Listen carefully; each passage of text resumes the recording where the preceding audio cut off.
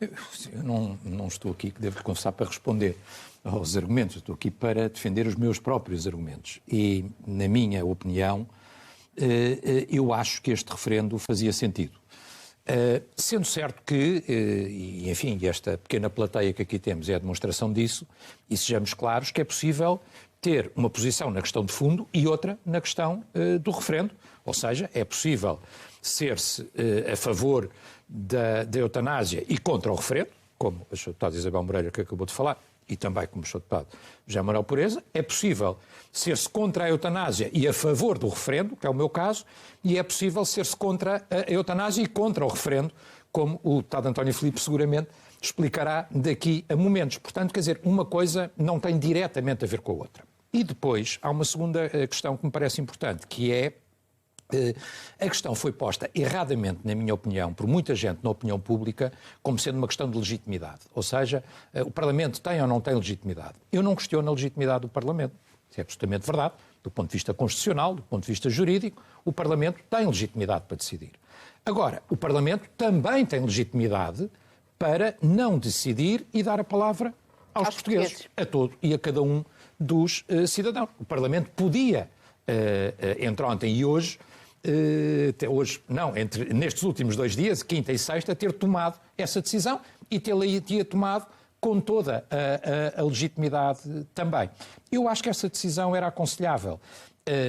Obviamente que logo à partida, porque eu sou contra a eutanásia, acho que a eutanásia é um erro, acho que tem perigos sérios, enfim, mas não é sequer essa questão de fundo que estamos a discutir nesta primeira intervenção.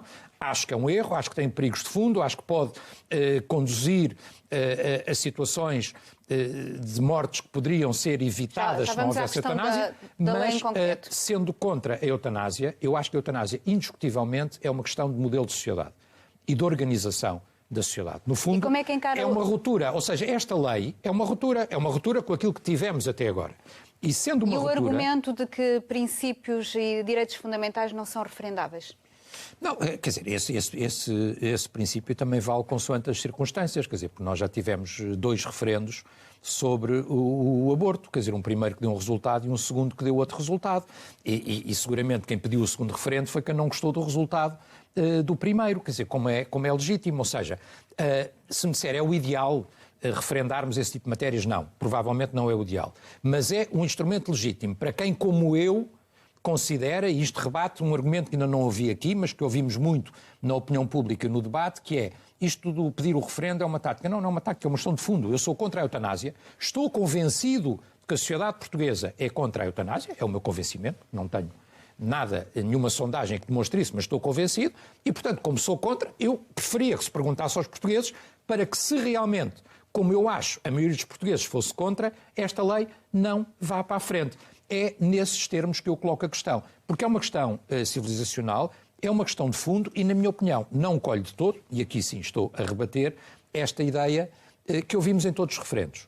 Repare, ouvimos no aborto quem era contra e quem era a favor, curiosamente, consoante o momento. Ouvimos na regionalização, isto é sempre uma coisa muito complexa, que só alguns entendidos podem ter acesso e, neste caso, só os 230 deputados que ali estão à volta da sala. Não, isto é uma questão que, com um debate amplo, que de facto não foi feito nas eleições, não é a questão dos partidos terem nos programas só em si mesmo. A questão é de que nós não fizemos este debate durante as eleições.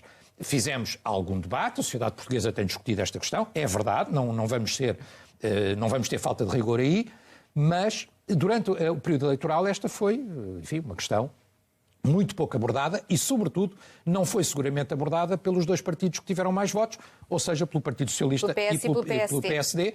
Esses partidos não se pronunciaram todos. O CDS tinha no seu programa que era contra, mas os 2 maiores partidos, e os partidos que tiveram mais votos, não puseram esta questão. E, portanto, também por aí, e com isto termino, eu acho que este debate podia ser importante, até porque eu sou-lhe sincero, quer dizer, eu falo com muitas pessoas hoje em dia, não sei qual é a experiência de cada um de nós, mas eu falo com muitas pessoas hoje em dia, e quando falamos de eutanásia as pessoas continuam-nos a falar de coisas completamente diferentes. Continuam-nos a falar de desligar a máquina, continuam-nos a falar de manter as pessoas vivas por aquilo que se chama encarniçamento ou obstinação terapêutica. E isso não é eutanásia. Portanto, eu acho que este debate, na minha opinião, beneficiaria em ser transportado para a sociedade através de um referendo. acho que não perderíamos nada com isso. Esta leitura coloca-nos, de facto, as coisas no ponto que eu acho essencial, que é uma discussão que a mim me parece que, a partir de certo ponto, é entre arrogância e humildade. Porque aquilo que é dito é de que nós sabemos muito bem o que é que queremos e o que é que temos que fazer. Não nos interessa sequer saber se os portugueses concordam ou não concordam, isso não é relevante. Nós estamos iluminados por uma ideia dominante e é essa ideia que a vamos impor. E mais, se a conseguirmos impor, ninguém mais no futuro a poderá reverter. Ou seja, a legitimidade que nós temos e que vem do mandato de uma eleição em que o assunto não foi discutido, permite-nos fazer isto. Mas se uma outra eleição der outro mandato a outros deputados que sejam contra isto, não, nem aí podem alterar o que nós fizemos, porque nós somos os iluminados e aqueles que decidem em questões de vida ou de morte com certezas absolutas e sem a humildade de perguntar aos portugueses. Tudo recomenda que se perguntasse aos portugueses. É verdade o que diz o Sr. Deputado José Manuel Pureza quando diz nós ouvimos todo o tipo de entidades e houve opiniões dispares. Mas algumas entidades de enorme importância nesta matéria, a Ordem dos Enfermeiros pode não ter sido tão perentória quanto pode-se pretender, mas foi crítica. E a Ordem dos Médicos, estamos a falar de morte assistida, morte antecipada, ou seja, matar pessoas, em qualquer caso. A pedido, é certo, e em circunstâncias que não são só, e nós todos que aqui estamos sabemos isso, não são só de doença terminal. Porque a maior parte das pessoas também acham que isto é só aplicável à doença terminal. Doença incurável. Doença incurável, que pode ser incurável hoje e curável amanhã. Pode ser uma pessoa com 90 anos, mas pode ser uma pessoa com 30 ou com 40. Portanto, é bom que se perceba de que é que estamos a falar. E quando eu digo que não sabemos, ou seja, eu acho que muitas pessoas não sabem. Muitas pessoas fora das paredes do Parlamento. Agora, nós que estamos nesta comissão e que estamos neste grupo de trabalho, todos nós sabemos e todos nós sabemos quais são os argumentos. Sei lá, nenhum dos seus deputados que aqui está comigo tem dúvidas que se entrássemos nesta discussão eu vos falaria em rampa deslizante em relação aos outros países e saberão do que é que eu estou a dizer quando falo disso. Ou seja, no fundo é o abuso de uma lei em relação à qual eu não tenho de todo uma visão maniqueísta. Não há uns bons e uns maus.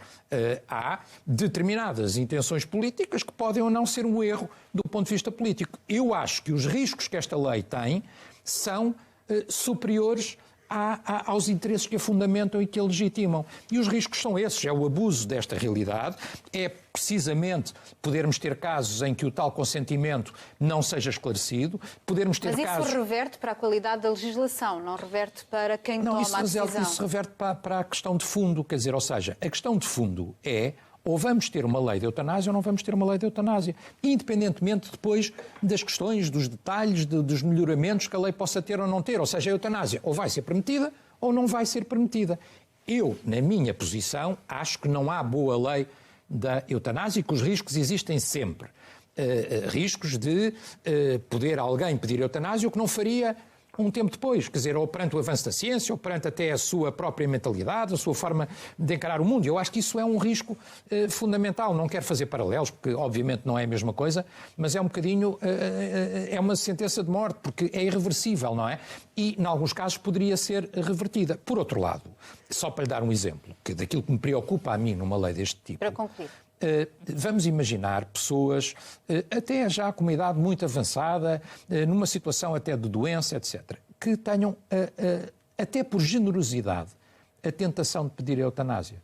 Ou seja, aquelas pessoas que, pela sua reflexão íntima, ou, em alguns casos, por pressão da própria família, porque nem sempre toda a gente é bem intencionada, começam a entrar naquela ideia do eu estou velho, estou doente, já não estou aqui a fazer nada, e, portanto, a minha vida é dispensável. Esse é um dos riscos de uma lei deste tipo. Mas isso não se enquadra na categoria de doença incurável, Sr. Não, mas está bem, mas podem estar doentes, mas, quer dizer, mas uma doença incurável não tem que morrer amanhã, não é? Quer dizer, pode ter uma doença incurável e pode continuar a viver. Hoje em dia, a alternativa à eutanásia, obviamente, é garantir a qualidade de vida dessas pessoas e garantir cuidados paliativos, que é outra coisa que quem, como eu, é contra, põe na agenda, que é dizer, um país que não tem cuidados paliativos, um país que está confrontado, o Serviço Nacional de Saúde, com aquilo que nós estamos a ver e a situação dos idosos, por exemplo, nos lares, em plena pandemia. Neste momento, eu acho que a eutanásia é a última prioridade do país e por isso é que eu acho que fazia sentido parar para pensar. Não querendo parar para pensar, faria sentido, pelo menos, perguntar aos portugueses qual é a sensibilidade deles sobre esta matéria. E, portanto, porque esse risco existe e essa pressão existe. Noutros países tem-se falado muito sobre isso. As pessoas que se sentem elas próprias pressionadas a antecipar a sua morte, ou por se sentirem inúteis, ou por se sentirem cansadas, quando o que nós temos que fazer sempre é lutar pela vida. Ou seja, como eu tenho dito, temos sempre que tentar acabar com o sofrimento e não acabar com a pessoa que sofre.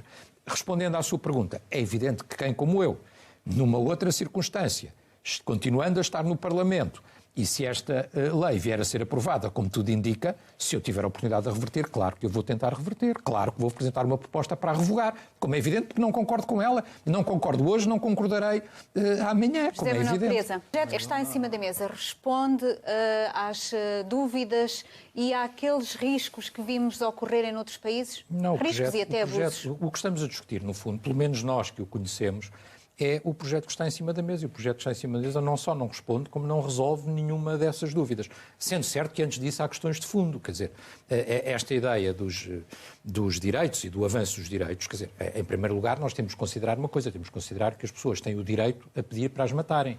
E eu acho que isso não é um direito. De resto, a vida humana é, desse ponto de vista, indisponível. As pessoas têm o direito de ser tratadas, têm o direito de ser cuidadas, têm o direito, ou deviam ter, a ter cuidados paliativos. Esse sim é o direito. Direito a que as matem não é um direito. E terão de ser obrigadas a viver contra a sua vontade? São obrigadas a viver contra uma vontade que no dia seguinte se pode alterar. De resto, muitas pessoas sabem que, na medida em que isso é possível apurar, em muitos casos de suicídio, quando há um período de avaliação, a regra é o arrependimento entre aquele período em que a pessoa já tomou uma ação para pôr termo à sua vida e o momento em que a vida efetivamente acaba. E, portanto, quer dizer, as pessoas têm que ser sempre ajudadas a viver e a cuidar. De resto, os próprios médicos dizem claramente, quer dizer, matar uma pessoa nunca pode ser um ato médico. Um médico não existe para isso, está fora do juramento dos próprios médicos, o célebre juramento de Hipócrates. Agora, por outro lado, sejamos claros também, e não se pode invocar questões constitucionais, e enfim, eu reconheço à deputada Isabel Moreira o seu estatuto de jurista constitucionalista e ignorar o que diz a Constituição. A Constituição diz que a vida humana é inviolável e, portanto, eu acho que esta lei que o Parlamento e uma maioria parlamentar se prepara para aprovar é inconstitucional. Isso é outra questão, não é aquela que estamos aqui a discutir hoje, mas eu acho que é inequivocamente inconstitucional e muitos constitucionalistas acham também. Em relação ao resto, só dizer à Sra. Deputada Isabel Moreira, porque ela me invocou diretamente a mim e ao CDS, dizer-lhe o seguinte: a Sra.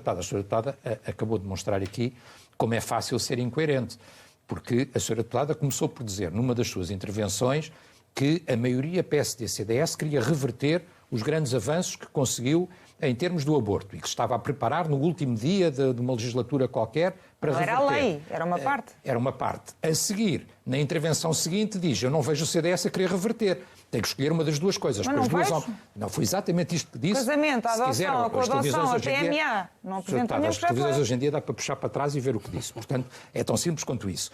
Tem que escolher uma das duas coisas. Ou queríamos reverter ou não queríamos reverter. É evidente que nesta matéria, como em todas as outras, repare, eu, na questão, por exemplo, que me disse, não vamos entrar nessa discussão agora, não vale a pena. Mas do casamento entre pessoas do mesmo sexo, no casamento entre pessoas do mesmo sexo, porquê é que não apresentam um projeto de lei para revogar? Quem como eu defendia um modelo diferente, como uma união civil e não propriamente o casamento, olhando para o resultado e para a avaliação da lei, eu não coloco nas minhas prioridades a sua reversão. Assumidamente. E a adoção por crianças, que dizia que era essencial para as crianças. Assumidamente. Mas digo-lhe uma coisa, cada lei tem que ter uma avaliação. E uma lei deste tipo, como está a acontecer em alguns países que aprovaram a eutanásia, se estas coisas se verificarem que acontecem, e se verificasse, por exemplo, um crescimento exponencial e infundamentado e injustificado do aborto, obviamente que aí haveria toda a legitimidade por pôr a reversão, como acontecerá neste caso. E, portanto, quer dizer, nós não podemos saber hoje o que vai acontecer caso é um caso. E que avaliação é que faremos da lei, mas é legítimo fazê-la.